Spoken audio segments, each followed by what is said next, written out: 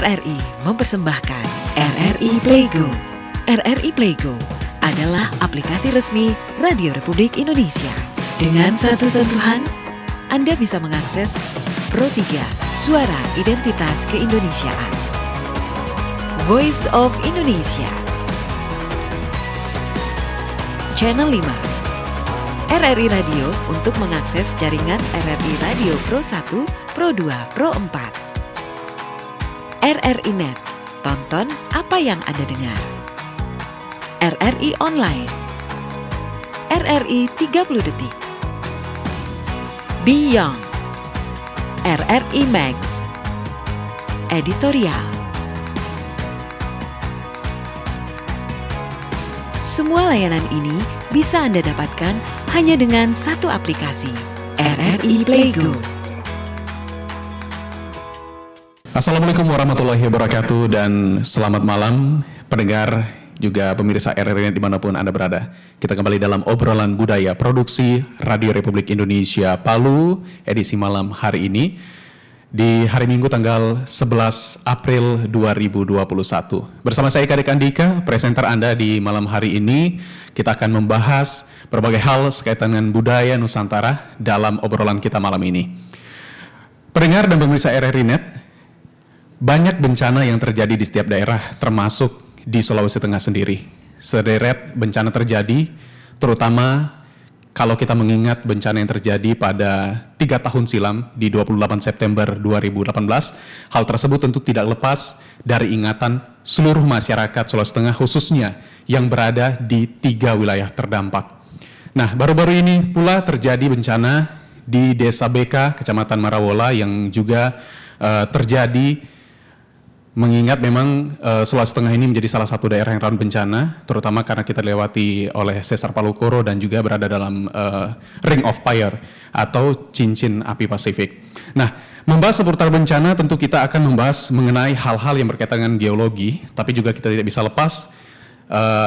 lepaskan hal tersebut dengan hal-hal yang berkaitan dengan kearifan lokal atau budaya suatu daerah. Karena berkaitan dengan budaya, maka kita tentunya akan berbicara mengenai tradisi dan juga adat istiadat yang memegang tradisi lama dari menghadapi bencana itu sendiri. Nah, untuk membahas hal tersebut, saya sudah bersama 2 narasumber kami yang hadir bersama saya di malam hari ini.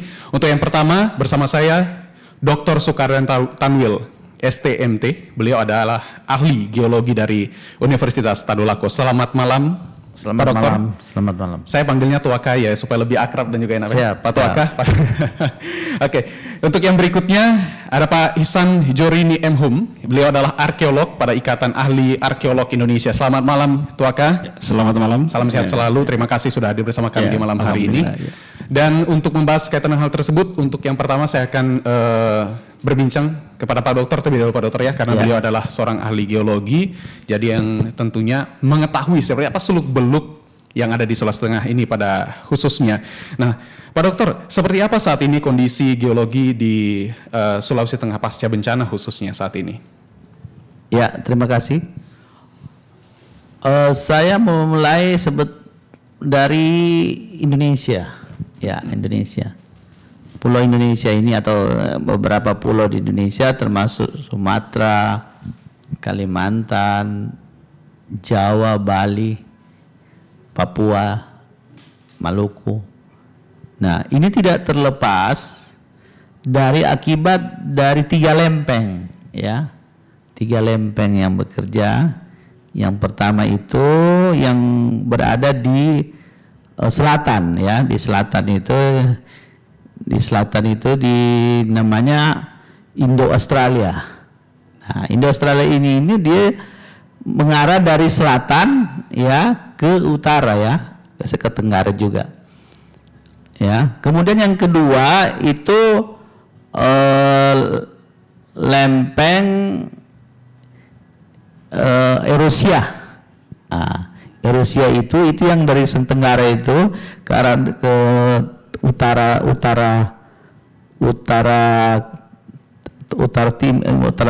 barat ya. Nah, dia itu mengarah dari ke utara barat ke tenggara. Nah, itu. Tapi intinya dia statis. Nah, Kemudian yang ketiga ini yang disebut dengan lempeng Pasifik yang tadi disebut tadi itu cincin. Jadi cincin. Jadi ring of fire. Jadi cincin api. Cincin api kenapa? Itu disitulah arus atau arah daripada barisan-barisan vulkanik gunung api ya. Nah, kelihatan kita lihat. Nah, inilah ketiga ini ya. Ketiga lempeng ini satu lagi ditambah dengan dari Filipina. Filipina itu jadi ada laut Filipina Selatan itu lempeng. Nah itulah yang kemudian beraksi ya, ada dari utara ke selatan, kemudian ada dari timur ke barat Pasifik, kemudian dari dari selatan ke utara, kemudian dari utara ke tenggara itu, Eurasia itu. Nah itulah mengakibatkan sehingga kondisi daripada Indonesia, terutama dari Sulawesi, ya itu terjadi proses aktivitas dari lempeng. Nah, apa penyebabnya ke kita adalah terbentuklah sesar Palu Koro, ya. Itu sesar Palu Koro itu kalau kita lihat dari ujung Teluk Palu itu sampai dekat dengan Toli-Toli itu mengarah ke selatan, kemudian dia sampai Bone terus dia mengarah lagi ke arah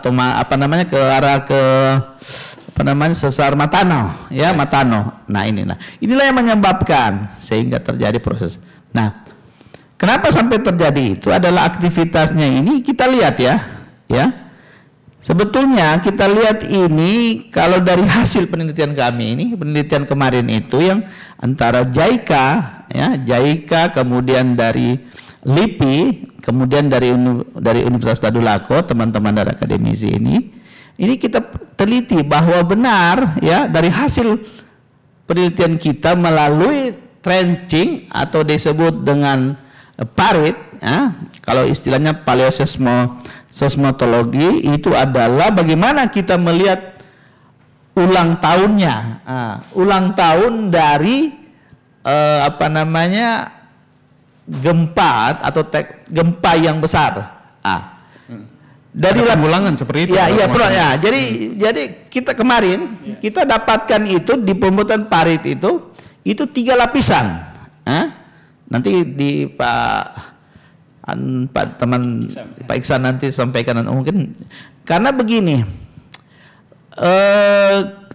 Kita lihat layar pertama itu 3 layar ya, 3 lapisan maksudnya ya, 3 lapisan. Lapisan pertama itu adalah ya, itu kalau tidak salah pada waktu mungkin mendekati 2018 ini kelihatan dia tidak terlalu karena tertimbun tidak terlalu jauh. Lapisan kedua itu kita perkirakan itu, tapi kita belum tahu dengan dating ya. Jadi untuk menentukan itu perlu melakukan namanya dating. Dating itu pengambilan satu sampel itu untuk mengetahui berapa tahun ya umurnya itu. Nah, itu kalau tidak salah itu pernah mungkin nanti Pak Iksan lebih jelaskan itu 1907. 1909 itu terjadi di Kulawi. Itu ada fotonya kalau tidak salah itu ya. Nah, terjadi di situ dan itu kita pernah lakukan, teman-teman dari LIPI itu pernah melakukan 2012 itu membuat lagi hampir sama. Ini jadi 1907 jadi ini hampir sama ya. Jadi kita lihat sejarahnya.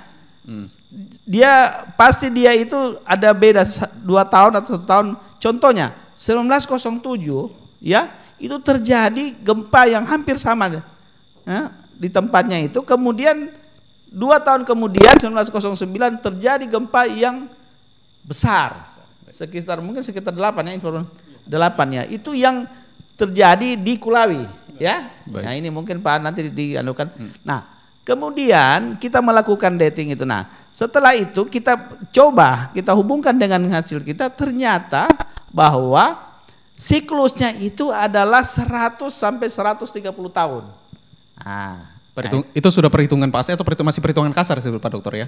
Jadi begini, itu siklus. Masih siklusnya. Siklusnya. Jadi Jadi kalau umpama 1907, 1908, kemudian 2018 ya.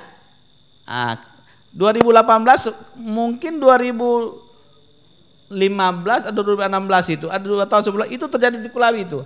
Di danau apa namanya? Di Lindu. Itu menunjukkan hampir sama dengan yang di sekarang yang 2018 itu. Jadi beda. Jadi ada beda dua tahun itu. Kemudian terjadi. Nah, itu yang kita gambarkan itu bahwa 1907 dan 1909 itu kemudian 2018. Jadi sekitar 100 tahun. Itu pertama. Pembuktian kedua, kalau kita lihat offset. Offset itu kalau umpama kita lihat jalan-jalan yang di Ponegoro ya. Jalan Ponegoro itu ada jalan yang di depan PGM itu ada yang masuk ya. Karena kalau sesar Palu itu adalah sesar mendatar. Jadi sesar mendatar itu adalah sesar dia dua blok itu yang mendatar. Nah, tetapi kalau yang di Palu Koro itu namanya sinistral. Sinistral itu adalah dia melawan arah jarum jam. Sehingga kelihatannya itu yang sebelah barat itu dia terdorong ini ya. Jadi kita lihat pertigaan itu kita lihat jalan itu yang dia kelihatan dia masuk ke dalam di situ. Setelah kita hitung ya sekitar 5 meter. 5 meter itu disebut dengan offset ya, istilah geologinya. Nah, itulah kemudian kita hitung kalau kita perkirakan kalau dia 4 mm per tahun ya, atau 5 berarti sekitar 100 tahun. Nah, itu dua bukti. Ya. Ini ada yang menarik dari pernyataan Pak Dokter tadi bahwa ini ada siklus. Siklus ya, itu bahkan siklusnya. hingga menyentuh angka ratusan tahun seperti itu. Ya. Kita ingat kita rewind kembali di 28 September 2018 lalu ketika terjadi gempa besar, kemudian kita sudah mulai pulih kembali perlahan. Ada yang mengatakan bahwa Palu ini kembali ke bentuk lamanya seperti itu. Nah, kalau dari kacamata Anda sebagai seorang ahli geologi sendiri, bagaimana dengan pernyataan itu Pak Dokter? Bahwa Palu ini kembali lagi ke bentuk semulanya pada berapa dekade silam atau berapa abad silam seperti itu. Bagaimana pandangan Anda seorang ahli geologi? Ya.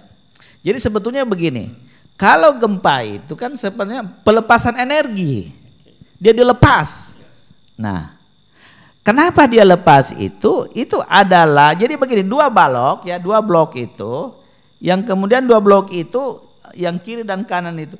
Ada yang kiri itu yang menahan, kemudian yang kanan menahan. Itulah yang menahan itu. Nah, tiba-tiba pada puncaknya itu terlepas. Nah, itu yang pelepasan. Ya, makanya sebetulnya gempa itu adalah pelepasan energi. Nah, nanti dia simpan lagi. Nah, itulah dia bilang makanya dia akan simpan nanti. Ya, bukan dia kembali ke semula, tetapi dia menyimpan lagi. Karena dia aktif terus sepanjang masa. Ya, itu aktif. Karena ini umurnya ini ya mungkin jutaan tahun, mungkin sekitar 100 juta atau 1 juta tahun yang lalu. Ya. Nah, jadi artinya dalam jangka waktu tertentu tidak menutup kemungkinan hal yang sama dan persis akan terjadi kembali di wilayah kita ini. Seperti itu Pak Dokter ya, kira-kira bahasa sederhananya. Iya. Jadi memang ada juga gempa begitu, tapi gempa yang sebesar itu tidak nanti sedekat ini, mungkin dia menyimpan lagi ya. Kalau makanya sebetulnya kita berharap sebetulnya biar gempa-gempa itu karena dia melepaskan energi. Yang dikhawatirkan itu adalah segmen yang kemudian dia menahan dan melepaskan satu kali. Itu yang khawatir. Seperti itu ya, baik. Ya. Pendengar dan juga pemirsa RRI ini tadi sudah saya sampaikan bahwa selain dari ahli geologi sendiri, kita juga tidak bisa lepaskan terkait dengan kebencanaan tersebut dari sudut pandang kemasyarakatan atau adat dan juga budaya kearifan lokal dari suatu daerah. Nah, untuk bahas itu saya ke Pak Ihsan ya. Pak Ihsan Jorini yang merupakan arkeolog. Nah, tapi sebelum saya tanyakan seperti apa sih sinerginya dengan kearifan lokal, yang ingin saya tanyakan pertama ini bagaimana kondisi dari artefak kita yang ada di Kabupaten Poso ya. Di situ kan salah satu artefak yang memang kebanggaan kita bersama yaitu artefak megalitik yang ada di Poso. Seperti apa Pak Ihsan, silahkan. Ya. Jadi sebelum saya membahas juga tentang sejarah alam, jadi sejarah kebudayaan itu sangat berhubungan dengan sejarah alamnya. Karena alam duluan terbentuk, kemudian manusia menempatinya. menyangkut pertanyaan terakhir tadi, untuk kondisi terakhir tinggalan arkeologis yang ada di Kabupaten Poso itu, 5 tahun terakhir ini kami dari tim arkeologi bekerja sama juga dengan tim geologi dari berbagai institusi dalam maupun luar negeri dan ahli biologi, bahkan yang terakhir kami kolaborasi dengan ahli genetika, ahli gen, lembaga Eijkman untuk melacak asal-usul nenek moyang orang Indonesia, khususnya orang Sulawesi. Nah, jadi dari hasil penelitian terakhir di tahun 2019 khusus untuk warisan kebudayaan dan keunikan alamnya di Lorelindu itu daftarkan untuk menjadi warisan dunia, tapi itu melalui tahap yang sangat panjang, sangat panjang dan membutuhkan peran aktif dari pemerintah daerah. Kenapa? Karena dari hasil penelitian wilayah Lorelindu ini bukan saja menjadi surga peneliti bagi ahli arkeologi, tetapi bagi semua cabang ilmu pengetahuan. Nah, makanya UNESCO menempatkan Lorelindu ini sebagai landscape budaya yang unik di dunia. Nah, memang dari berita yang kami terima dari UNESCO, pemerintah daerah kita, khususnya pemerintah daerah provinsi dan 2 wilayah terkait menyangkut wilayah Lorelindu yaitu Kabupaten Poso dan Kabupaten Sigi itu diharapkan bisa menyiapkan berkasnya itu paling lambat tahun 2026.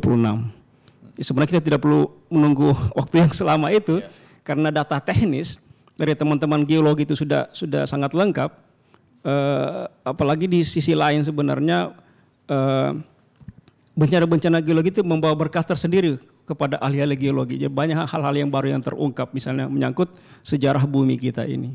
Nah, dan setelah wilayah Lorelindu ini ada lagi wilayah yang sangat khas di Sulawesi Tengah, yaitu Danau Poso, yang sementara ini kami bicarakan juga dengan pihak Pemdanya yang akan diusulkan menjadi warisan geologi nasional dan nanti menjadi syarat utama menjadi geopark, taman bumi itu untuk kelas dunia. Baik. Jadi kita sekarang punya 2 potensi sebenarnya di Sulawesi Tengah yang berkaitan dengan sejarah alamnya dan sejarah budayanya. Baik, tapi sejauh apa sinergi dari kawan-kawan arkeolog sendiri itu Kak dengan pemerintah daerah, tangkapan pemerintah daerah sendiri untuk pelestarian budaya tersebut seperti apa?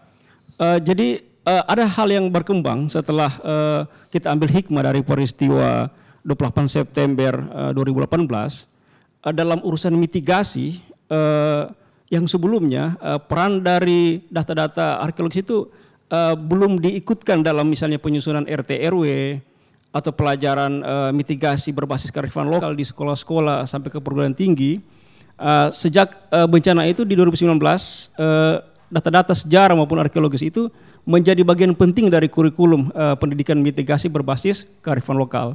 Bahkan di tahun lalu khusus Kota Palu kami diundang oleh Kementerian PUPR dan Dinas Cipta Karya Kota Palu kalau tidak salah yang mengurus RT RW itu untuk membicarakan rencana tata ruang wilayah Kota Palu ke depan yang nanti pembangunannya ke depan itu sudah bisa mengurangi risiko korban yang terjadi yang 3 tahun lalu itu. Ya, misalnya kita membangun dengan melihat sisi wilayah itu aman atau tidak, seperti itu, berdasarkan data sejarah kebudayaan. Baik. Ya. Tapi menarik seperti Anda sampaikan tadi bahwa Danau Poso terpilih tadi sebagai warisan geologi nasional. Geologi nasional seperti itu. Apa perhitungan dan juga apa ukuran dari Anda sebagai seorang arkeolog sehingga menjadikan Danau Poso dipilih sebagai sebuah warisan arkeolog sendiri, seperti apa?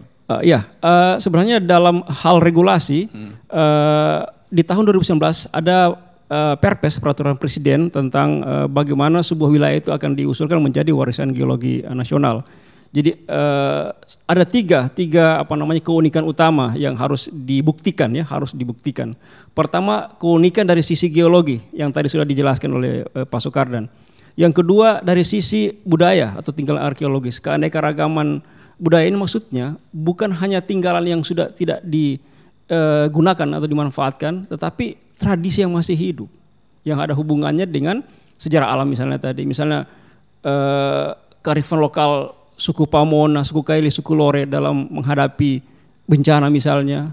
Jadi ada hal yang menarik, menghadapi bencana ini bukan hanya dengan struktur bangunan misalnya, pemilihan lokasi aman, tetapi logistik. Menyiapkan wilayah-wilayah kosong untuk ditanam supaya kalau ada bencana tidak ada paceklik. Nah, kita tahu sendiri 2018 kita sangat kekurangan logistik saat itu. Nah, orang tua kita lebih siap ternyata seperti itu. Seperti itu ya? Ya, baik. Okay. Pendengar juga pemirsa RRI Net, kami masih akan kembali dengan perbincangan selanjutnya masih mengenai kearifan lokal untuk tangguh bencana. Sesaat lagi setelah ini.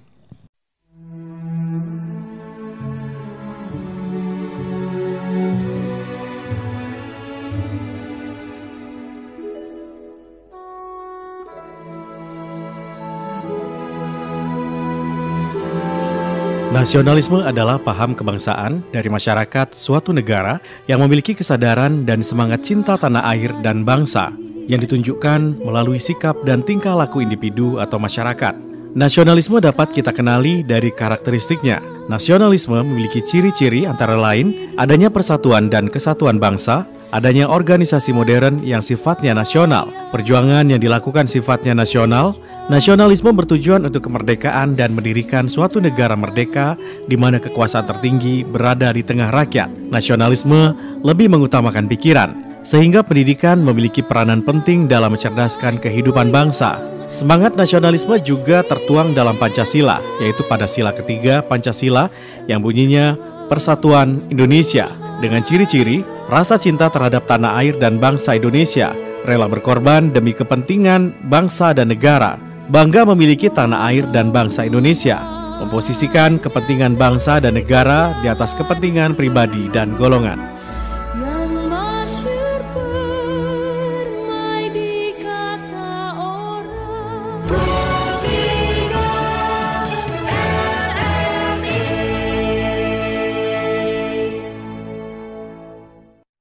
Pendengar pemirsa RRI Net dimanapun Anda berada, kita masih dalam program obrolan budaya bersama Radio Republik Indonesia Palu untuk malam hari ini.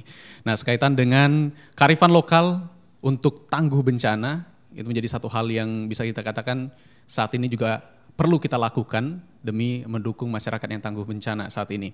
Nah, bersama kami masih dengan dua narasumber saya, ada Tuaka Dr. Sukardan Tawil dan juga ada Tuaka Ihsan Jorini. Nah, saya ke Pak Ihsan dulu terlebih dahulu. Pak Ihsan, menarik ini.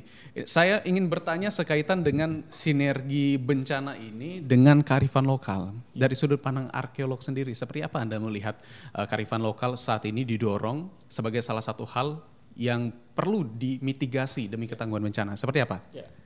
Jadi memang data-data nilai-nilai budaya itu sangat penting dalam penelusuran ilmiah ya tentang sejarah kebudayaan dan sejarah alam. Jadi kita tidak boleh sebenarnya menafikan itu data budaya yang kita anggap itu tidak bisa dibuktikan. Itu bisa dibuktikan. Misalnya salah satu contoh cerita rakyat ya, cerita rakyat itu banyak sekali menceritakan peristiwa yang masa lalu tentang sebuah wilayah yang terkena bencana dan apa akibatnya dan penduduk di situ kemana perginya. Nah, ini juga bisa menjawab kenapa mereka meninggalkan wilayah itu dan kemana mereka bermigrasi. Nah, proses ini sebenarnya sudah berlangsung ribuan tahun lalu. Misalnya data dari penggalian teman-teman geologi menemukan lapisan gempa bumi besar tahun 1907 itu membuktikan adanya korelasi kondisi tinggalan yang kami temukan dengan peristiwa itu.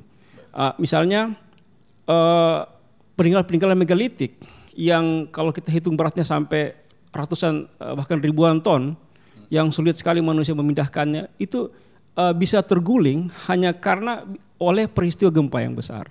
Dan itu kita bisa buktikan beberapa situs arkeologi yang berada dekat dengan jalur patahan Palu Koro, segmen Moa itu memang porak-poranda. Jadi besar kemungkinannya ini gempa yang kuat terakhir itu di 1907 menyebabkan temuan-temuan megalitik, misalnya Kalamba, Tong-Tong Batu itu bisa terbalik. Nah, sebagai gambaran saja kami pernah mencoba, tim kami mencoba dengan tinggi patung 1 meter, itu 50 orang yang angkat susahnya minta ampun. Nah, apalagi yang Kalamba yang tingginya sampai 4 meter. Nah, ini hanya sebuah peristiwa alam yang besar yang bisa membuktikannya. Kemudian dari hasil penelitian kami tadi Pak Sukarno sudah menyinggung sedikit masalah dating. Jadi dari dating penanggalan absolut terhadap tinggalan arkeologis yang ada di Lembah Behoa itu, kami menemukan tinggalan yang berumur antara 2000 sampai 3000 tahun yang lalu. Jadi di sana ada sekitar 30 lebih situs yang sudah kami petakan secara lengkap, baik menggunakan citra satelit dan penggalian ekskavasi ke dalam tanah untuk membuktikan tinggalan itu. Jadi sekali lagi kami menemukan kerangka manusia itu yang berumur 2000 tahun yang lalu. Tapi alat-alatnya itu ada yang berumur sampai 3000 tahun yang lalu. Bahkan penelitian terakhir kami kerjasama dengan Göttingen University Jerman, itu kami menemukan polen serbuk sari dari tumbuhan yang diduga keras itu padi, itu berumur 7.900 tahun, hampir 8.000. Berarti sudah ada aktivitas manusia. Dan yang menariknya hubungannya dengan sejarah alam tadi, sejarah kegempaan, ada satu situs di Lembah Behoa itu dinamakan situs Halodo. Nalodo kalau bahasa Kailinya, kalau bahasa Lore itu Halodo. Nalodo bahasa Kailinya itu artinya ini tenggelam. Nah, tenggelam. Dan begitu kami membuktikan ke lapangan, ya memang temuan-temuan yang ada di situ memang semua sudah ada di bawah permukaan tanah. Dulunya kampung itu ada di atas tanah. Ya. Baik, penjelasan dari Tuaka menarik. Ini sekaitan dengan kearifan lokal kita sendiri. Kita tahu bahwa di Kota Palu inilah, kita ambil yang Kota Palu sendiri, kita ada beberapa tempat yang nama-namanya diambil sesuai dengan konturnya sendiri. Ya, toponim. Kalau ada Tagari Lonjo seperti itu, Tuaka dan lain sebagainya, benar, itu kan benar. memang diberikan nama sesuai dengan konturnya. Nah, kalau kita kaitkan dengan bencana sendiri, apakah itu memang berkaitan dibuat bahwa ini kalau misalnya tempatnya ini misalnya berawa, tolong jangan bangun bangunan yang begitu besar seperti itu dan sebagainya, atau ada larangan untuk membangunnya seperti itu, Tuaka? Jadi data toponimi yang kita lihat dari penamaan tempat, penamaan desa, bahkan penamaan kelurahan di Kota Palu itu sangat berhubungan dengan sejarah geologi, ya, keadaan geologi. Saya katakan keadaan geologi Lembah Palu. Jadi kita bicara wilayah yang agak luas. Dalam identifikasi kami itu ada beberapa penyebab toponimi. Ada berdasarkan keadaan geologisnya. Misalnya di situ wilayah yang dulu banyak sekali batu-batu besar. Jadi namanya Kawatuna jadinya. Kelurahan Kawatuna. Kemudian kita tahu delta sungai kering di atas Gunung Gawalise sering banjir dan membawa banyak pasir ke wilayah delta sungai. Jadilah sekarang wilayah Kelurahan Kabonena. Banyak pasir seperti itu. Beka sendiri artinya terbelah, ya, terbelah. Kemudian Biromaru, ya, dari kata Bironamaru artinya alang-alang yang membusuk. Nah, menandakan dulu daerah itu adalah rawa-rawa. Kita lihat sendiri kondisi 3 tahun lalu wilayah Biromaru itu tanahnya berlipat-lipat, ya, karena faktor tadi itu tidak kuat menurut Pak Sukarno tadi, strukturnya tidak kuat. Kemudian itu berdasarkan keadaan geologisnya, itu contoh, masih banyak sebenarnya.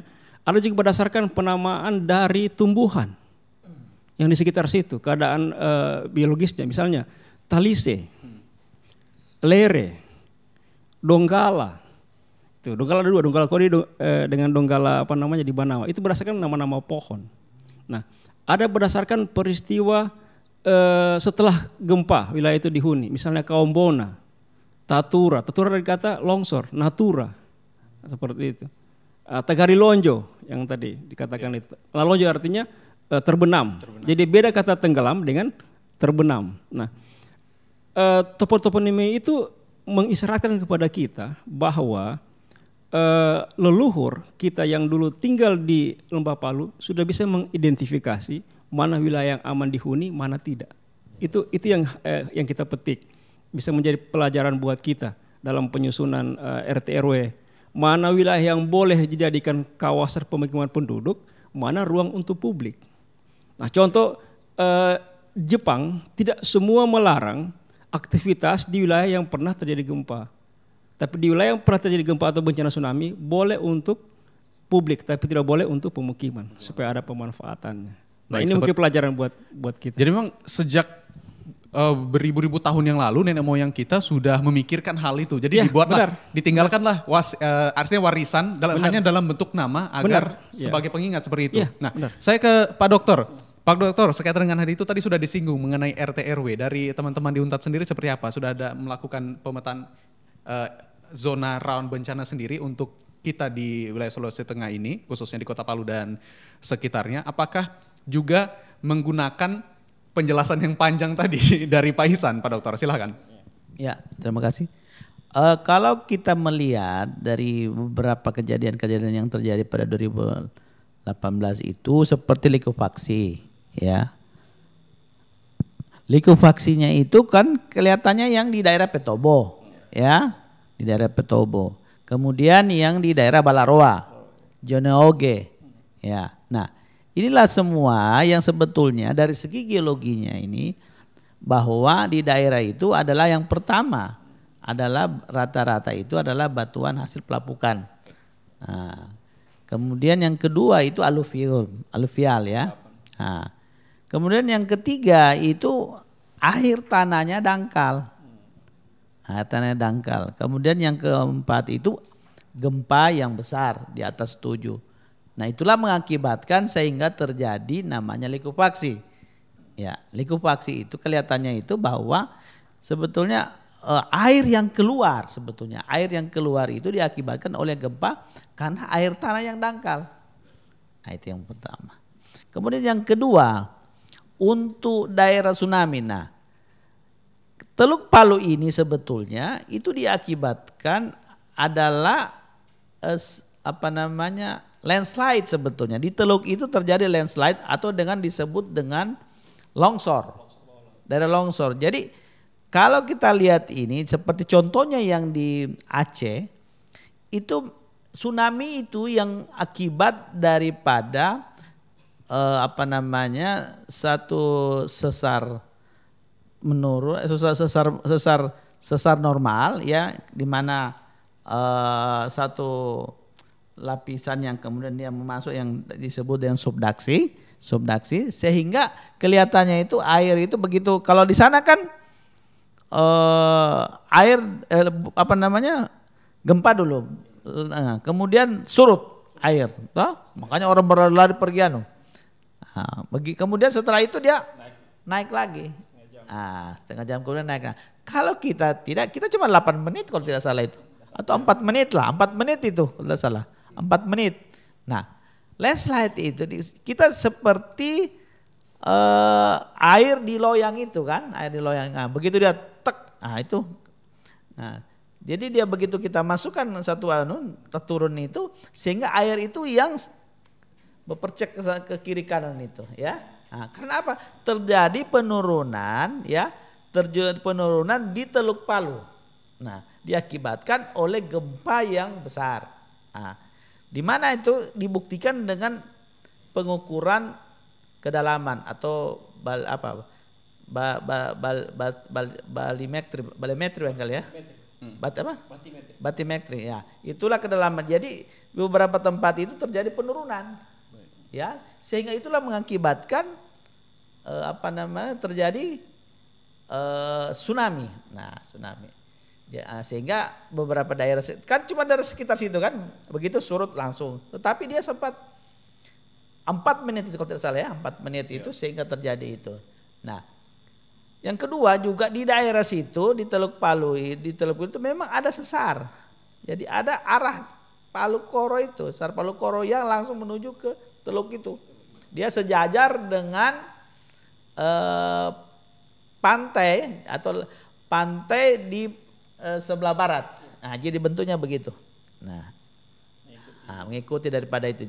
Jadi makanya sebelah barat itu kan banyak yang terjadi kan ini. Banyak terjadi kerusakan, kemudian ada air naik. Nah, kalau kita lihat arah daripada sesar Palu Koro ini, yang mulai dari Teluk Nol, kita hitung dari nol itu, mulai dari PGM itu, terus ke arah sampai di Palupi, BK kemudian itu arahnya itu. Jadi kita berharap sebetulnya, ya kita sudah punya peta itu, peta mitigasi bahwa di daerah tersebut itu, ya itu sebetulnya 10 kiri kanan ya. Jadi 10 kiri kanan itu 20 meter lah. 20 meter itu tidak boleh kita membangun. Itu. 20 meter. 20 meter. Kemudian di sekitar itu ya di antara 2 meter 20 meter itu boleh membangun tetapi harus menggunakan infrastruktur atau bangunan yang tahan gempa. Baik. Nah, itu. Jadi kalau petanya nanti kita sudah punya. Jadi itu hasil daripada penelitian. Sudah Pak ya? Ya. Jadi Tuaka bagaimana sinergi dengan berbagai pihak sendiri, diantaranya pemerintah dalam pemetaan zona rawan bencana sendiri, termasuk juga mungkin dari tokoh-tokoh budayawan yang ada di Sulawesi Tengah, sekaitan dengan hal itu nanti kita sinergikan dengan kearifan lokalnya. Sudahkah ada sinergi dengan berbagai pihak tersebut Pak Dokter? Nah, kalau penelitian kita ini penelitian antara JICA, LIPI dan UNTAD itu berupa masukan dari kami kepada pemerintah daerah. Nah, sebetulnya pemerintah daerah di sinilah yang memanfaatkan atau menggunakan data-data kita ini. Nah, contohnya umpama dari tata ruang ya. Nah, tata ruang itu melakukan namanya RT RW. Nah, mungkin saja ya, ataukah sebelum dimasukkan itu dari data-data kami ini yang jelas tata ruang kota itu kalau tidak salah sudah disahkan barangkali. Nah, saya kurang tahu sudah disahkan ya. Nah, saya kurang tahu ini bagaimana kaitannya dengan kearifan lokal yang dikelola Pak Iksan itu. Saya kira mungkin Pak Iksan lebih tahu. Nah, yang jelas memang secara umum dilakukan publik ada pada waktu itu. Tetapi kami mungkin setelah selesai, kapan itu Pak ya? Penetapan? Akhir 20. Oh, sedangkan kami itu mulai melakukan itu penelitian untuk menentukan arah ya. Menentukan arah daripada sesar Palu Koro itu kalau tidak salah laporan kita itu bulan Mei atau Juni 2020 mungkin duluan. Nah, tetapi kami sudah kemarin kami lakukan namanya engineering forum ya. Engineering forum itu kita melibatkan pembicara termasuk Pak Wali Kota, kemudian dari akademisi, kemudian Profesor Joko Santoso ahli geologi dari ITB, kemudian Dr. Ari beliau itu adalah dia koordinator gugus bencana barangkali ya yang di gugus penanggulangan yang ditempatkan di Sulawesi Tengah, kemudian dari PPI, ketua PPI. Nah, ini kita bahas sebetulnya. Jadi kesimpulannya itu bahwa silakan melakukan pembangunan, tetapi kita harus melihat kondisi daripada sesar itu. Nah, kemudian di samping itu ya yang penting untuk melakukan itu atau membangun itu harus sesuai dengan kondisi atau kekuatan dari bangunan itu. Jadi kita menghitung dia sekarang kekuatan gempa 7,4 ya. Harusnya kita bangunan-bangunan yang besar itu harus 8 ya. 8 ke atas untuk menahan. Nah, kemudian juga dari hasil kami itu kemarin itu siklusnya itu kita berkesimpulan itu gempa yang besar itu kira-kira 100 sampai 130 tahun. Baik, seperti itu ya. Demikian. Jadi sebelum saya jeda, saya ke Pak Ihsan dulu. Ini Tuaka, kita tahu bahwa di Indonesia kita ini kan ada sebuah tradisi namanya tradisi tolak bala. Dari kacamata Anda sendiri sebagai seorang arkeolog, seperti apa saat ini tradisi tolak bala ini? Ini kan untuk menghindarkan kita dari bencana sendiri. Untuk Sulawesi Tengah sendiri, kacamata Anda sebagai arkeolog seperti apa sejarahnya? Iya, jadi sekarang itu namanya kalau Undang-Undang Pemajuan Kebudayaan tahun 2017, itu ada undang-undang baru. Ritual itu dimasukkan dalam objek pemajuan kebudayaan Indonesia. Jadi khusus misalnya kita bicara ritual tolak bala, ada dua periode di masa prasejarah dan di masa sejarah. Maksudnya di masa sejarah itu leluhur kita sudah memeluk agama yang kita kenal sekarang, misalnya Islam, Kristen, Hindu dan Buddha. Nah, tradisi dari prasejarah ini itu disesuaikan dengan kepercayaan yang kita peluk. Misalnya satu komunitas yang mayoritas beragama Kristen. Jadi ritual tolak balanya itu disesuaikan dengan kepercayaan mereka sekarang. Misalnya saya yang terakhir saya ikuti Motapahingata di Kulawi, itu bahasa Kulawinya artinya membersihkan kampung. Kalau di Kail namanya Motapasingata. Nah, itu disesuaikan dengan misalnya mayoritas di sana itu beragama Nasrani. Nah, kita misalnya di Tanah Kaili juga disesuaikan seperti itu. Nah, ritual-ritual tolak bala itu juga dikaitkan dengan misalnya peringatan-peringatan hari-hari agama tertentu. Misalnya perayaan Tahun Baru Islam, 1 Muharram. Nah, beberapa komunitas di Kota Palu, orang-orang Kaili itu melakukan itu syukuran dan doa. Semoga di Tahun Baru Islam itu sampai tahun ke depan masyarakat Kaili khususnya itu diberi kemudahan dalam rezeki dan perlindungan oleh Allah Subhanahu wa taala. Jadi sudah ada sebenarnya adaptasi. Yang adaptasi antara kebudayaan lama dengan kepercayaan yang kita anut. Baik. Nah, ini sangat menarik sebenarnya. Jadi undang-undang melindungi tradisi seperti itu sepanjang itu berkaitan dengan agama yang kita. Ya, walaupun saat ini kita lihat hal itu jarang dilakukan. Ya, benar. Pak Ihsan ya? Benar. Dari situ. Baik, nanti kan kita lanjut kembali untuk sesi terakhir di obrolan budaya kita malam ini. Tetaplah bersama kami, pendengar dan pemirsa RRI Net. Selamat datang di Tatanan Kehidupan Baru.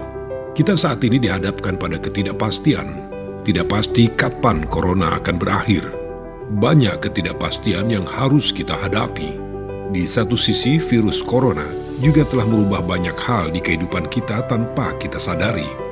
Jika Anda ingin tetap bisa bertahan dan selamat dari pandemi ini, sebaiknya persiapkan diri Anda untuk beradaptasi dan menjalankan tatanan kehidupan baru.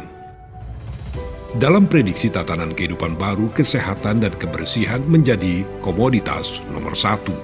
Ketakutan orang-orang akan terserang virus membuat semua orang kini semakin ketat menjaga kesehatan dan kebersihan jika kita keluar rumah. Akan banyak kita temui wastafel dadakan di mana-mana. Hand sanitizer menjadi barang yang paling dicari. Orang mengenakan masker kemana-mana. Selalu menjaga jarak saat melakukan kegiatan dan tidak berkerumun. Dan tidak melakukan kontak fisik meski itu hanya sekedar bersalaman. Vitamin dan jamu menjadi barang yang banyak dikonsumsi selain makanan pokok. Sebelum bepergian, orang akan dicek dulu suhu tubuhnya dan tidak akan diizinkan melanjutkan perjalanan jika terindikasi tidak sehat. Dan akan selalu dilakukan cek suhu tubuh ketika berkegiatan sosial seperti di mal, rumah makan, atau di mana saja. Tidak menutup kemungkinan ke depan orang akan diwajibkan membawa dokumen kesehatan pribadi saat bepergian. Atau bisa jadi sistem pelacakan kesehatan di bandara dan terminal transportasi umum lainnya akan menjadi lebih praktis dan mudah. Nah, selamat datang di Tatanan Kehidupan Baru. #Indonesia Tatanan Kehidupan Baru. Baik pendengar pemirsa RRI Net dimanapun Anda berada, kita masih dalam program obrolan budaya bersama Radio Republik Indonesia Palu. Kita berada di sesi terakhir untuk malam hari ini dan saya masih bersama dua narasumber kami sekaitan dengan mengenal kearifan lokal untuk tanggap bencana. Nah, untuk yang terakhir saya ke Pak Dokter mungkin dulu. Pak Dokter, kita ketahui setelah bencana besar 28 September 2018 lalu, masyarakat cemas.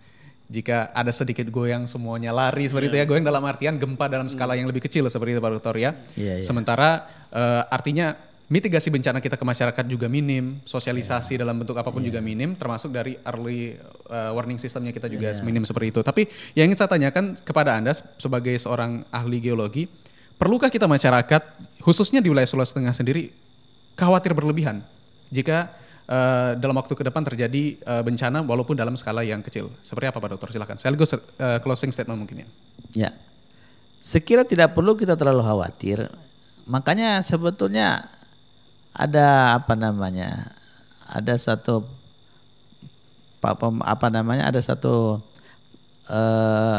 perkataan itu ya, kita berteman dengan bencana.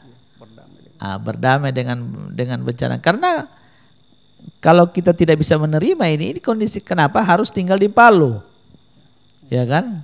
Kenapa harus tinggal di Palu? Oleh sebab itu, karena kita tinggal di Palu, kita harus tahu, oh ini karakter daripada Palu Koronya begini, kondisinya begini. Contohnya, kita kan sekarang sudah dibuktikan dengan beberapa petarawan bencana, di mana daerah tersebut ya kita harus hindari. Ya umpama bangunan di sesar itu, di jalur sesar itu, ya kalau bisa jangan. Karena itu kan berulang terus. Kita bangun di situ, begitu jadi aktivitas lagi, ya pasti hancur. Nah, jadi barangkali kita tidak perlu terlalu khawatir dengan kondisi kita. Nah, itulah Indonesia dan itulah Sulawesi, ya. Tidak perlu kita khawatir. Yang penting kita bagaimana kita selalu waspada. Itu kembali ke waspada, karena kita kan sekarang ini melakukan mitigasi, pencegahan, ya. Pencegahan walaupun sudah pernah terjadi, pencegahan kita lakukan inilah ya yang betul-betul ya kita bagaimana kita harus lebih waspada, lebih hati-hati, dan mari kita berteman dengan ya. Artinya Pak Dokter seperti itu ya. Artinya kita perlu memahami seperti apa mitigasi bencana tersebut, perlu memahami apa yang harus kita lakukan ketika bencana terjadi, walaupun dalam prakteknya nanti kepanikan pun terjadi seperti itu Pak Dokter ya. Ya, jadi mungkin begini, jadi mungkin barangkali kita lebih tingkatkan barangkali edukasi ya tentang masalah kebencanaan. Perlu barangkali itu. Kalau perlu kepada mulai dari TK atau PAUD sampaikan mulai harus dianukan. Seperti di Jepang itu kan kelihatannya bagaimana mereka dinyanyikan, kalau ada ini begini, kalau ada begini. Dan itu harus betul-betul menjadi tradisi sudah. Jadi ya, kemudian yang di tempat-tempat yang itu ada jalur-jalur. Sekarang kelihatannya kan jalur, tapi jalur-jalur evakuasi itu yang sekarang ini mudah-mudahan masih tetap ada. Dikhawatirkan yang sudah ada itu dihilangkan. Oleh sebab itu barangkali kita jaga. Kita jaga dong itu yang tanda-tanda evakuasi itu, karena itu menjadi arah kita kemana kita harus lari. Kemudian yang berikutnya untuk daerah-daerah yang terutama daerah tsunami itu, yang di daerah Teluk Palu itu, konsep daripada PUPR ini itu akan dibangun semua shelter, beberapa shelter di sini. Shelter itu membangun suatu tempat ya yang berlantai 2 atau 3 itu ya, itu untuk apa? Untuk supaya begitu terjadi apa-apa langsung naik. Itu kita perkirakan 4 menit ya. 4 menit sudah harus naik. Jadi tidak bisa lagi kita secara horizontal, harus secara vertikal. Oleh sebab itu di sekitar daerah-daerah tersebut ini, termasuk daerah-daerah Talise, daerah-daerah ini, itu sudah harus ada shelter.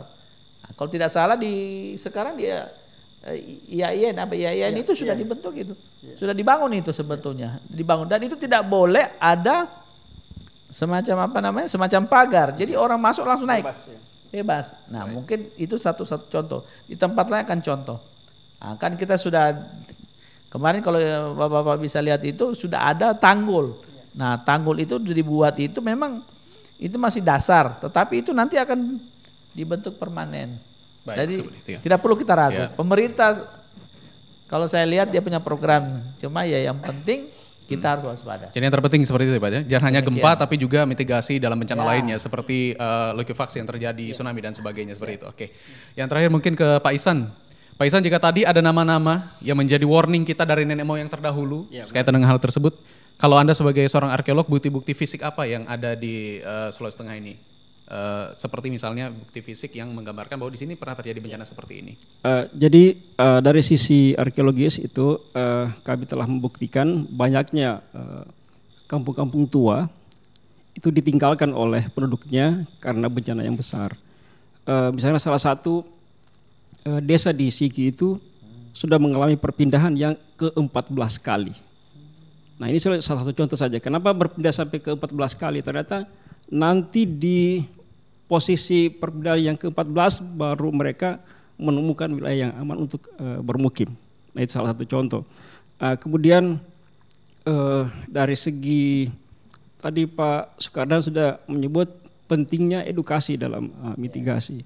Nah, sebelum bencana 2018, kita menganggap urusan mitigasi bencana hanya urusan sebuah institusi misalnya atau urusannya para peneliti. Nah, sekarang ini urusan mitigasi bencana urusan wajib setiap manusia, setiap rakyat di Indonesia, mulai dari anak yang baru lahir sampai yang dewasa. Nah, pentingnya edukasi ini juga berbasis dari kearifan lokal. Jadi sebenarnya kearifan lokal ada 3 komponen kearifan lokal itu sendiri ya. Yang pertama nilai budayanya, yang tadi kita sudah contohkan misalnya dari segi cerita rakyat folklore. Yang kedua pengetahuan lokal. Yang ketiga etika. Jadi perilaku attitude itu juga masuk dalam kearifan lokal. Saya contohkan misalnya pengetahuan lokal yang bisa diadaptasi, bahkan di Jepang itu mereka menggunakan pengetahuan lokal untuk membangun struktur yang kuat tahan gempa. Misalnya ciri khas arsitektur tradisional di Indonesia memang diciptakan untuk tahan gempa. Karena itu tadi sudah dijelaskan secara geologis wilayah kita dibentuk oleh pertemuan 3 lempeng bumi. Jadi sebenarnya dari awal sebenarnya rumah-rumah tradisional sudah dirancang untuk tahan gempa. Nah, sehingga struktur yang tahan gempa ini bisa diadaptasi dalam pembangunan rumah-rumah yang modern. Misalnya walaupun materialnya itu sudah berbeda, misalnya dari tiang kayu menjadi tiang beton, tetapi strukturnya itu mengikuti nilai-nilai pengetahuan lokal yang lama. Yang terakhir yang ketiga itu adalah etika. Nah, di Tanah Kaili untuk menjaga keseimbangan antara manusia dengan alam itu ada kita namakan Tonda Talusi dalam adat Kaili. Ini yang harus dijaga karena salah satu kepercayaan masyarakat Kaili, apabila 3 ini tidak dijaga, bencana akan datang, termasuk bencana alam. Yang pertama, hubungan manusia dengan sang pencipta. Yang kedua, hubungan manusia sesama manusia, silaturahim kita jalin. Yang ketiga, hubungan manusia dengan alam lingkungannya. Artinya kita menjaga alam lingkungan kita. Nah, dalam penjabarannya itu banyak sekali adat Kaili yang isinya sangat melindungi alam sekitar. Misalnya tidak boleh mengambil hutan kayu di sumber air, mengambil batu dan pasir di hulu sungai. Nah, jadi 3 komponen tadi itu nilai budaya, pengetahuan lokal dan etika itu sudah bisa menjadi bahan edukasi kita. Nah, terakhir Kementerian PUPR sudah menggunakan data kita dalam membuat buku mitigasi bencana bukan hanya di Sulawesi Tengah tapi di Indonesia. Jadi yang terpenting sebenarnya Pak Ihsan bahwa di sini kita bisa melihat ada edukasi yang ditinggalkan oleh nenek moyang kita ya. Walaupun secara tidak langsung gambarannya sulit untuk kita dapatkan seperti nama dan juga fisik tadi. Kata kuncinya edukasi bencana ini dia harus berkelanjutan dan berjenjang. Berjenjang. Berjenjang, itu yang terbaik. Benar, itu yang terbaik. Ya. Jangan remehkan budaya, walaupun hanya bentuk dalam tadi Anda katakan adalah cerita rakyat, bukan hanya sebuah cerita yang terlewat dilintasi zaman, ada tapi hikmah, sebenarnya ada hikmah di dalamnya. Ada hikmah itu. Yang kita ambil. Baik, seperti itu. Terima kasih Pak Ihsan sudah hadir bersama kami, Pak Dokter sudah memberikan penjelasan sekaitan dengan kearifan lokalnya kita untuk bisa tanggap bencana ke depannya. Dan demikian pendengar dan pemirsa RRI dimanapun Anda berada, 2 hal yang bisa kita petik dari pembicaraan kita tadi. Yang pertama adalah budaya menjadi satu hal yang juga perlu kita pertimbangkan untuk bisa belajar dari waktu ke waktu termasuk dalam tanggap bencana. Dan yang kedua adalah bahwa kita bukan hanya takut pada bencana, tapi yang terpenting adalah waspada dan tanggap bencana. Terima kasih, saya Kak Andika, pamit undur diri. Kita akan berjumpa lagi dalam obrolan budaya berikutnya. Wassalamualaikum warahmatullahi wabarakatuh. Selamat malam, Songgo Puasi. Indonesia,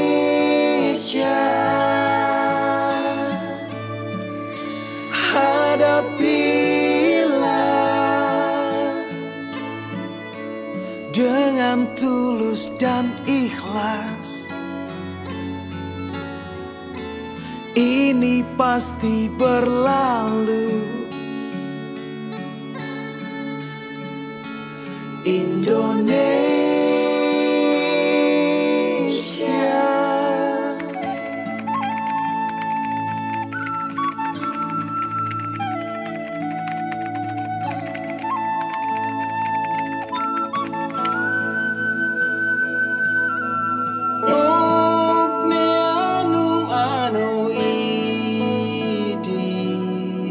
Nombekai Madapwati